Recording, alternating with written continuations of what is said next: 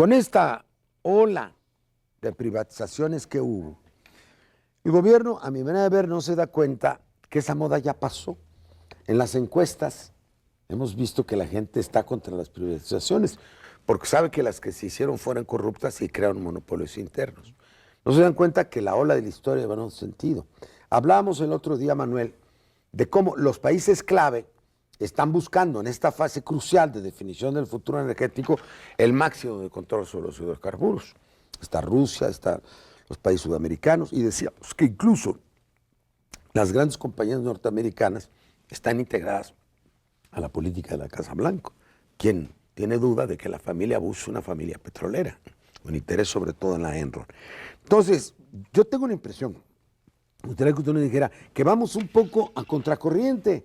Todos los países están tratando de obtener mayor control de sus recursos de hidrocarburos y ser dueños de su transición energética, si la puedo llamar así. Y México va por el otro lado. ¿Cómo ve usted esto, Manuel? Sí, a mí me parece que se ha querido construir un argumento que dice que quienes se oponen a la inversión privada están en contra de la globalización, en contra de la modernización del país, y que eso es ya muy anticuado.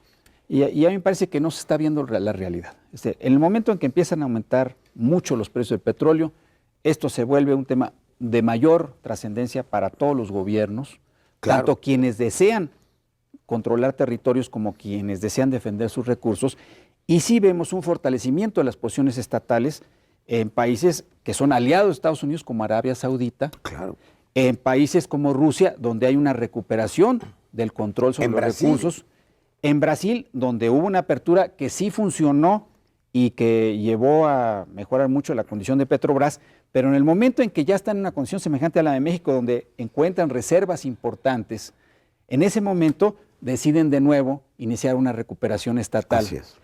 Entonces, Ecuador, no es cierto, no Bolivia, es cierto, pero ahí podría haber un argumento de interpretación ideológica de las luchas coyunturales, pero sin mencionar estos casos, tiene menos petróleo, pero sin mencionar estos casos, es decir, sí hay en el mundo una enorme preocupación. Luego hay otra discusión que es fundamental, el tema que decía Claudia de la renta petrolera. En donde hay empresas privadas se pagan impuestos muy altos. Pero si se hace una comparación de lo que se paga en los países donde hay inversión privada en petróleo con lo que paga Petróleos Mexicanos, resulta que Petróleos Mexicanos paga más. Entonces, si hubiera una participación de inversiones extranjeras, ciertamente que una parte de esa renta se va a ir a la inversión extranjera privada. Entonces, ¿por qué, si existe la posibilidad de financiarlo por el alto precio, decidir a favor de una empresa extranjera que además va a desintegrar la industria? Pensemos en voz alta. No hay duda que se necesitan cambios en Pemex. Se necesita aumentar la exploración, se necesita aumentar la explotación, se necesitan dos grandes refinerías en el país. El tema de las refinerías es un ejemplo perfecto. 40% en efecto de la gasolina se está importando. Pero la pregunta es por qué no se construyeron esas dos refinerías en los últimos 6 años, dinero, ese cuando fondo que hubo existe. El dinero. Esa es la pregunta. Y lo hay de nuevo. Y ahora se saca el argumento de que no existen las refinerías. Bueno, si hubiera una inversión privada en una refinería, podría ser una solución si no tuviéramos dinero, pero lo tenemos. Pero además tenemos la tecnología, es una tecnología que dominamos desde hace décadas.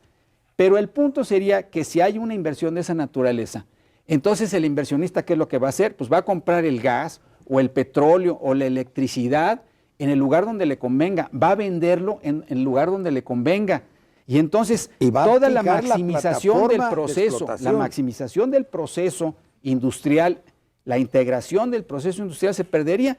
Entonces Pemex estaría produciendo algunos productos, digamos, gasolinas o petróleo pesado que no podrían ser aprovechados por esa gasolinería o esa refinería de gasolinas que no le convendría comprar ese tipo de combustible. Entonces hay un costo en términos tecnológicos, hay un costo en términos económicos y habría un menor ingreso fiscal. Ahora, se puede decir que no, que todo eso se puede resolver, pero aún en el caso de que se pudiera resolver, también hay un impedimento constitucional y hay un impedimento político. Yo quiero retomar el argumento de la Constitución. O sea, no se puede aceptar la inversión extranjera en todas esas fases de la producción sin modificar la Constitución. Y eso no pueden hacer. Y entonces, como no tienen el 66% de los votos del Congreso, se van a ir por la fórmula de la reforma a las leyes con el 51% de los votos, que yo dudo mucho, de todas maneras, que lo vayan a conseguir, porque todavía hay muchas Todavía incógnitas. mucha gente del PRI que está en contra. Hay mucha gente que todavía lo va a pensar 10 veces. Pero aparte hay que ver también el argumento de fondo, es decir, ¿realmente es una medida democrática querer llevar a cabo una reforma inconstitucional, como serían estas reformas a las leyes, cuando además no se tiene el apoyo de la sociedad? Si tuviéramos en México la posibilidad de un referéndum, veríamos que sería absolutamente imposible reformar la Constitución, porque el 66 o el 70% de la sociedad está en contra de la apertura de petróleos mexicanos a las inversiones extranjeras. Entonces, si estuviéramos en un juego democrático completo, esto no se podría llevar a cabo. Si realmente nos preocupara el Estado de Derecho, pues estaríamos oponiéndonos a estas reformas, porque diríamos, claro, por la vía falsa, por la Constitución. puerta de atrás de la reforma legal, se quiere hacer un cambio constitucional al 27 y al 28. Y si estuviéramos en términos de defender el interés nacional, no al Estado nacional, sino el ingreso fiscal, la integración de la industria, el aprovechamiento de la industria petrolera para el desarrollo de nuevas ramas de la producción, pues entonces no hay un argumento de carácter industrial que justifique fraccionar la unidad de Pemex. Lo que dice Manuel es muy cierto. Durante el tiempo de la baja del precio del crudo, que de los primeros años 80 a fines de los 90, 98 para ser preciso, nadie nos pedía invertir en petróleo, porque el precio estaba muy bajo. Apenas subió, yo llegué a Europa, me llegaban a visitar montones de gente. En todo esto hay mucho business. Si se te preguntara, porque también nos acusan de ser negativos, que no es cierto, toda la vida, por distintas razones hemos estado en el tema de la energía. Tenemos ideas, tenemos proyectos. ¿Cómo definirías tú una política energética nacional? Primero, un rango de planeación de muy largo plazo, cosa que no ha habido en México. 20 años. 20 años, 25, 30 años inclusive, en donde pudiéramos definir distintas fuentes de energía. Evidentemente el petróleo es la fuente fundamental de energía. Pero no nos conviene dilapidarlo. Para México y para el mundo. No solo no nos conviene dilapidarlo, sino que también representa impactos ambientales muy importantes, la quema ese tema ya no se habla. Fósiles.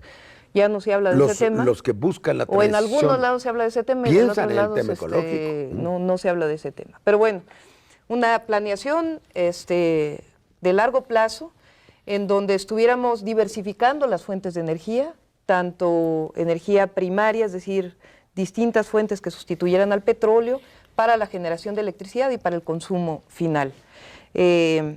Diversificación de fuentes de energía, una orientación también a la demanda energética.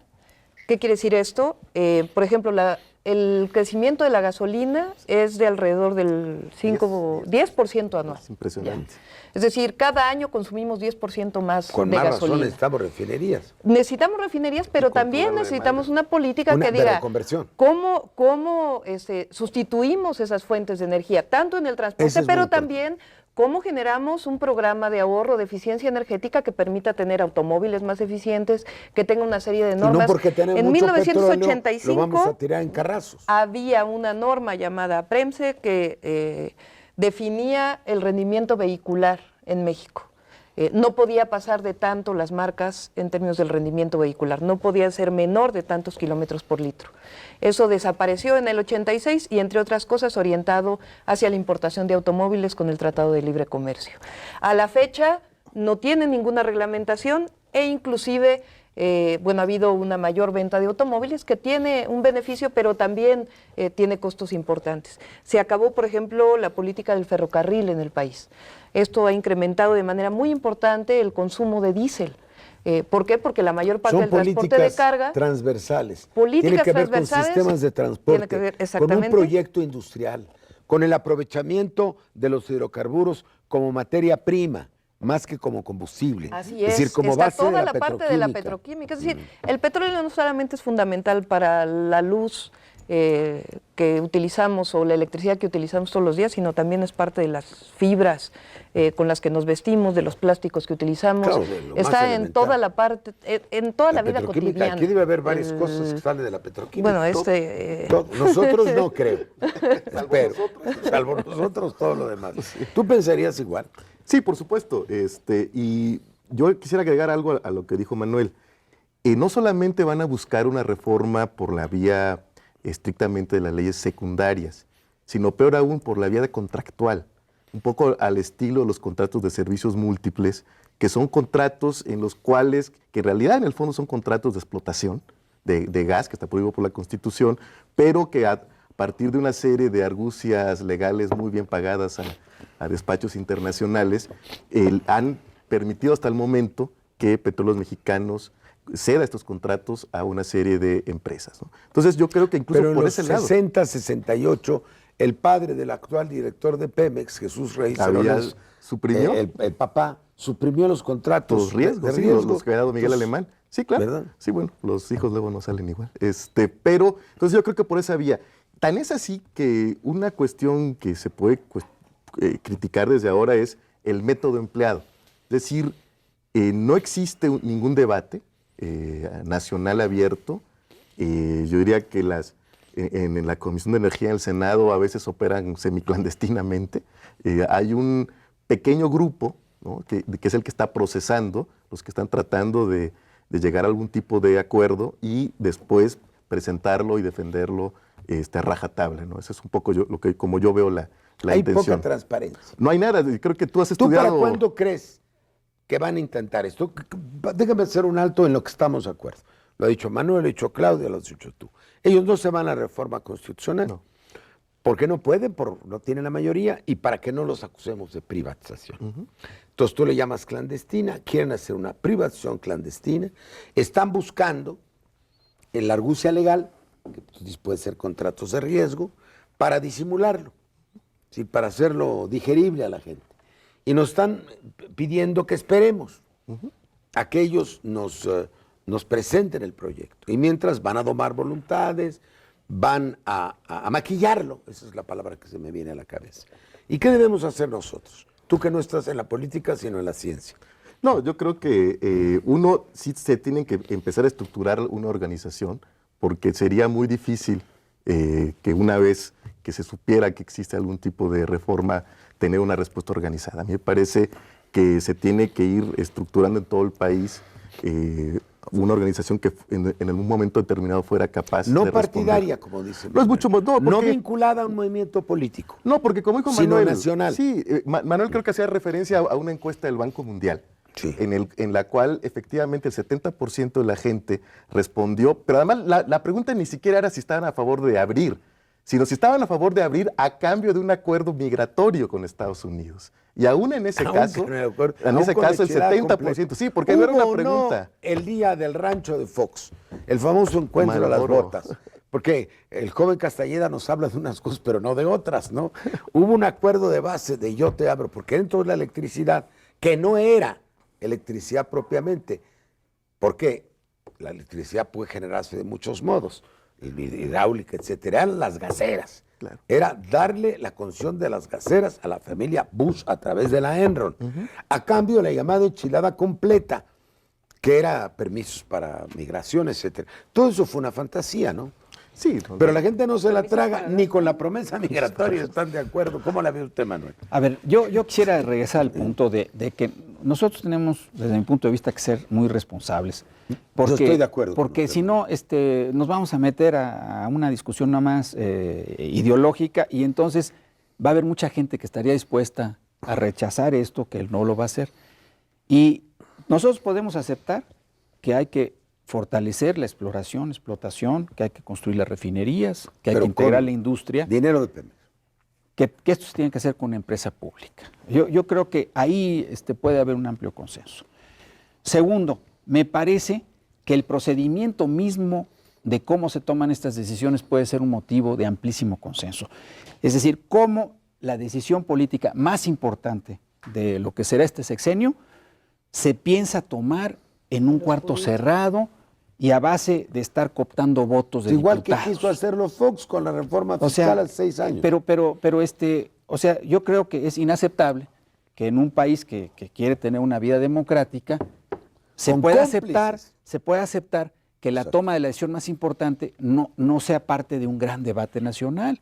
Entonces nosotros creo que debemos propiciar todos los espacios de debate y de debate, no necesariamente de confrontación, evidentemente hay posiciones diferentes, pero muy pero opuestas. cada vez más argumentado, y también de llevar la propuesta a un nivel de precisión tal que obligue a la otra parte también a dejar de decir una serie de mentiras que está diciendo. Eso porque, es muy importante. porque si no, todo se va Hay a que convertir desmentirlos. en sacar aquí que todo esto se está haciendo para sacar adelante la candidatura de López Obrador. Se va a querer desvirtuar algo que me parece que no es un asunto de personas, ni es un asunto estrictamente político ni electoral. Es un asunto de debate sobre el país que queremos, sobre la estrategia de desarrollo económico. Espacios? Pues si nos los dan o no, es ¿Cómo le algo hacemos? que va a depender también en Esto buena vamos a medida de preguntarle a nuestra Claudia. capacidad para generar información, noticias y para sumar a personalidades que por sí mismas tienen acceso a los medios. Vamos a ese Entonces, punto. entre más amplio sea el debate, entre más amplia E informado. sea la discusión y entre más propositiva Informado, nuestra propositivo, postura, amplio y me objetivo. parece que eso va Creo que a tiene abrir, usted razón, va a abrir, Sí. digamos, la posibilidad de lo que es factible en el corto plazo, que es que hagan un cálculo quienes gobiernan respecto al costo político que les significará proseguir con la privatización, para que si en este momento no se puede resolver la estrategia de desarrollo del futuro del país, porque no se puede, estamos en un momento de tenemos gran que- estancamiento, bueno, por lo menos no se cometa un error que después sea Es de irreversible. carácter irreversible. Es irreversible. Gracias, Manuel. Vamos al tercer bloque.